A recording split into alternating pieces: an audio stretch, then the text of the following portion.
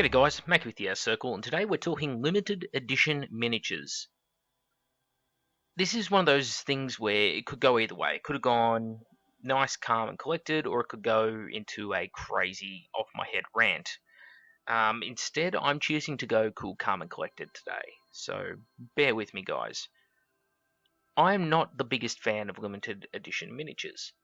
This isn't to say I think they're a terrible idea, I just think the implementation has been a bit poor lately because instead of creating alternate sculpts or desirable miniatures for their aesthetics, they're creating miniatures who have set rules, are often special characters, and unique to their faction. In some cases, such as the Narek Draeger Pravian on the left of the screen, he is the only character that has actually been produced for his legion, and on top of that, they're the only models issued or released so far that represent this specific type of console.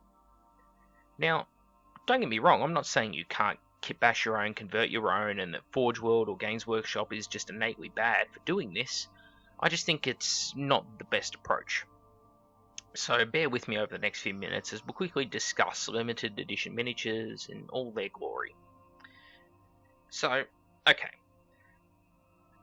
If you're Games Workshop Forge World, you want to get people to come to your events, you want them to purchase things, you want to get some hype up, you want to produce those special miniatures that people can only get there, and it's a bit of an incentive for them to come and participate, to visit, to pick up something they like.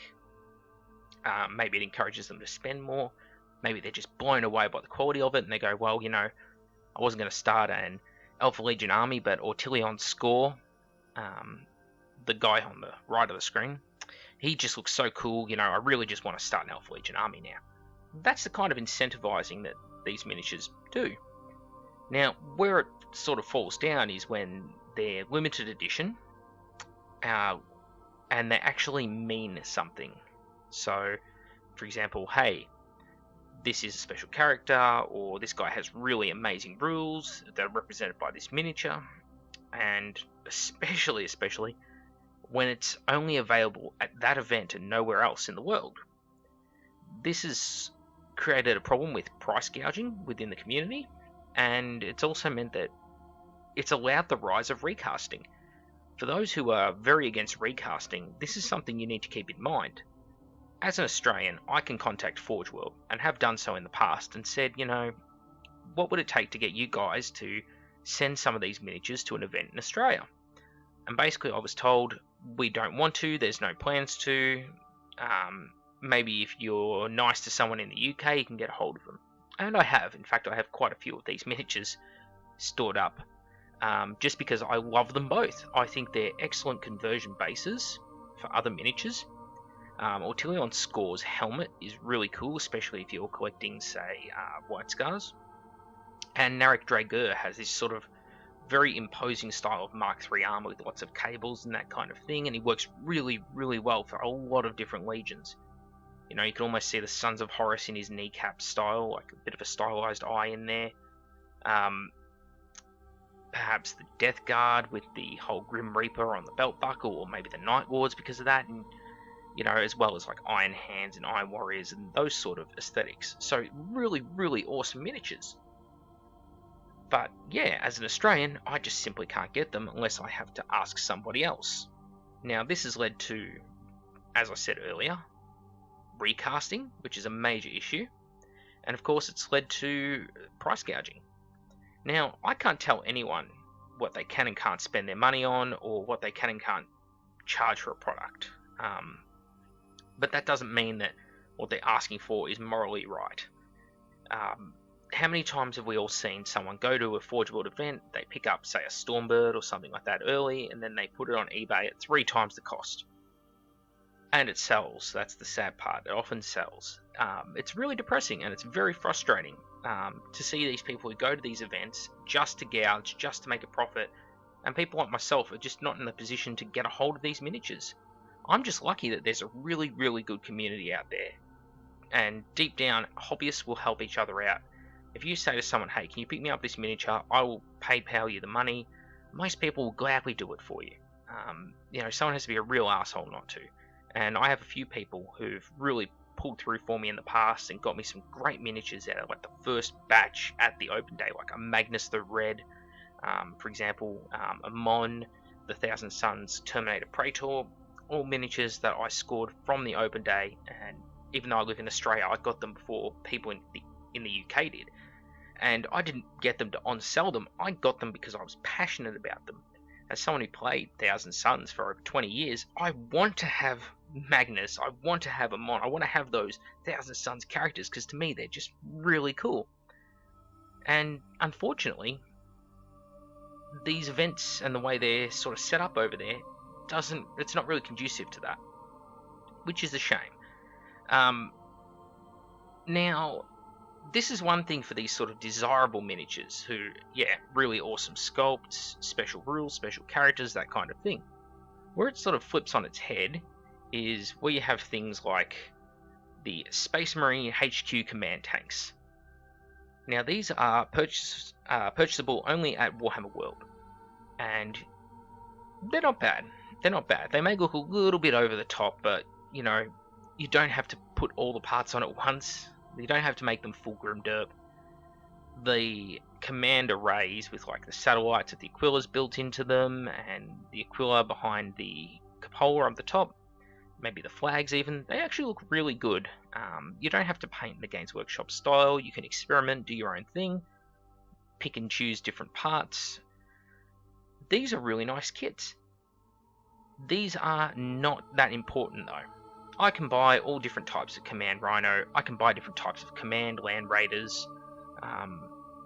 Yeah, I may not be able to get the Graviton turrets, but hey, I can probably get them pretty reasonable price online, or convert my own up out of something else. So, it's not a big deal. And because it's not a big deal, you don't see price gouging for it very often, and you don't see recasting of these kits. Why? Because there's alternatives available, which look the same, or near enough to, and fulfill the same role. So there's not really that aesthetic problem. There's not really a rules problem. And yeah, it's not really an issue. Then you get other things like where they won't release, say, these limited edition consoles like Narek Draeger or Ottilion Score in Australia. They will, however, release miniatures like this. This is the Primus Medicae in Terminator Armor, and it is one of the ugliest models I've ever seen. Now, don't take that as a slight to the sculptor, it's just, there is nothing that stands out to me that makes me say I want to paint this. That's all I mean by it being ugly, guys. Don't, you know, it's a joke, not a dick, don't take it too hard. Now, as far as these sort of things go, you look at this miniature and you're like, okay, take it or leave it, right? The thing is though, this is the only sculpt available for Primus Medicae in Terminator Armor. That makes it somewhat desirable, even if it's not the greatest miniature. Probably you could take its arms, put them on a Cataphractii Terminator, maybe there's something you can use about it. Thing is though, not that great a sculpt, right?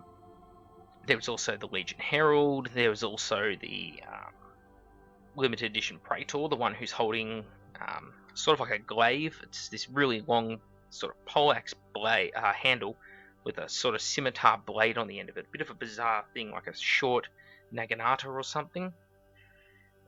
Yeah, not very popular miniature. Then you get guys like this Librarian, and you're like, oh, geez, that's pretty cool. I wouldn't mind having one of those. And that's not available in your store.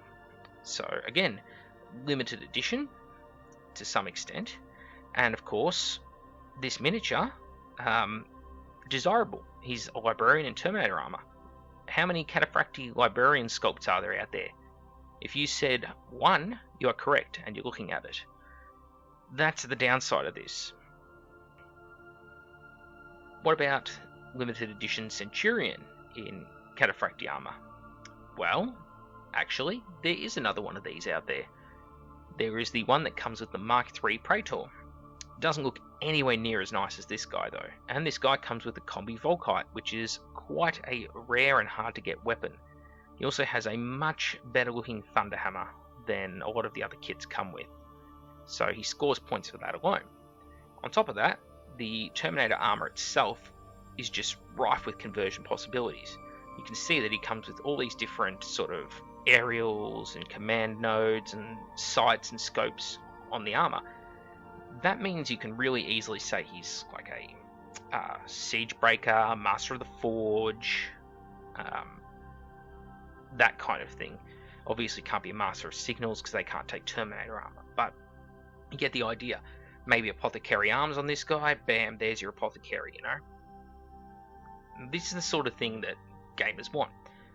And when you constantly are making kits that are aesthetically super pleasing, have their own unique rules or unique war gear, as in this guy's case, then naturally you're going to create either a black market for it, or you're going to create not anger towards the company, maybe a very mild resentment, because, you know, people want these things, and your brand loyalty's at stake. You don't want people sitting there at home going, oh, geez, I'd love that console, but I know Games Workshop's never going to bring him out in Australia, therefore I'm going to go to my recaster. That's not what you want, is it? And I know a lot of people who've done it. I've done it myself before for certain miniatures. But it's not really a big deal for others. If you bring out a miniature, like I say, like the limited edition, I should stop saying limited in this case, Warhammer World exclusive miniatures, where they've got equivalent units, their war gear is not must-have, you know, not something that's hard to acquire, then all of a sudden that demand goes down, the resentment goes down. So I think these are important things to consider when it comes to recasting. When it comes to what you choose to make into exclusive miniatures, what you choose to make rules-wise for your exclusive miniatures. We all remember back to the Games days. The Games days used to bring out these really cool-looking miniatures, but, you know, rules-wise, nothing crazy going on there. They weren't instantly desirable. They were just cool things like Chaos Lord choking out an elf and that kind of thing. That's the sort of thing you need to return to, I think, Games Workshop. Stay away from releasing characters, especially named characters of legions and things like that, because they're just too desirable. Narek Draeger and Ortelion Score, as far as I know, are both no longer in production. It's a shame, but it is what it is. They may come back into production, but at the last open day I had a friend inquire for me, and apparently no, they're no longer producing. So these two great miniatures that were event draws, that are named characters for their legions, right now, those that are out there could be the last. We just don't know. Anyway, I've rambled on enough. It's a bit of a boring topic, I know. People probably wanted a nice big rant on it, but I just can't bring myself to in good conscience. So I just thought I'd cover off on the basics. To reiterate one last time, just to be absolutely sure I got the point across, because there's always someone who wants to complain about it.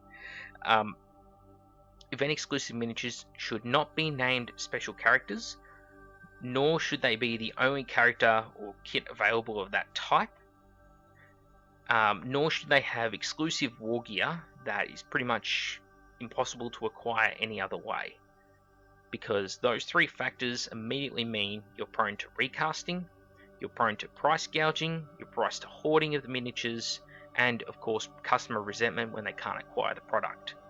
And those are all negative things. Anyway, Mac with the Outer Circle, love to hear your thoughts and comments below. Thanks for watching the video, and I'll see you all next time.